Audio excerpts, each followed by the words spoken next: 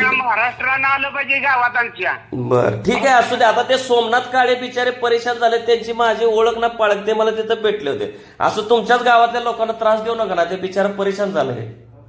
ते बी पत्रकार आहेत. उलट बोलणार गावातले सगळेच बोलणार आहे, ती ध्यानात घ्या तुम्ही. नाही कशी बोलतील ते, मी आमची पत्रकार संघटना सगळी उभी करेन मी.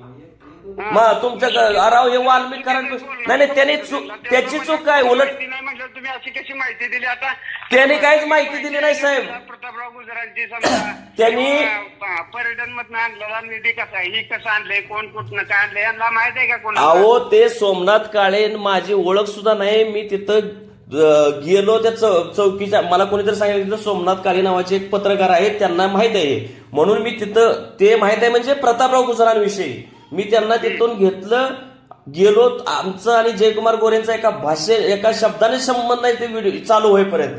ज्यावेळी त्यांच्या हस्ते पुरस्कार दिला जाणार आहे असं तिथं उल्लेख केला आहे सयाजी साहेबांनी, त्यावेळी मी ते बोललो. पहिली गोष्ट.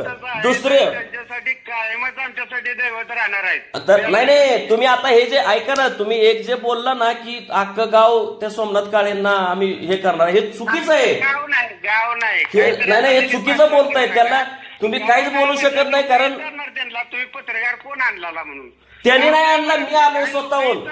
अहो मी काय बाळ आहे मी कुणी सांगण्यावरून येण्यावरून, मी स्वतः आलो नाही तिथं.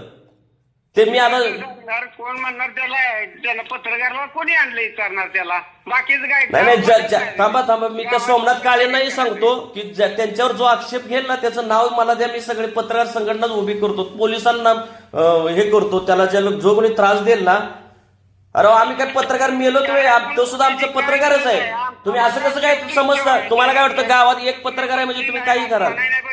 एवढाच माझा आक्षेप आहे. अहो ते मी बोललोय माझ्यावर आक्षेप. बघा ज्याला कुणाचा आक्षेप आहे त्याला मला फोन करायला सांगा. ते सोमनाथ काळेंचा काय संबंध आहे बिचारायचं? ते गरीब पोरग पत्रकारिता करतात, तुम्ही त्याला दमदाटी करणार? 50 जणांचं फोन आलं तिथं बाबा काय कुणी बोलवलं, म्हटलं मलाच माहित नाही म्हणून मी नंबर तुमचा घेतला. तुम्हाला बोलवलेलं कुणी नाही जे असे म्हणतायत त्यांना सांगा तुमची काय अक्कल आहे का म्हणायचं? प्रतापराव गुजर इतके महान व्यक्तिमत्व आहे, तिथं माझ्यासारख्या पत्रकारांनी गेलंच पाहिजे.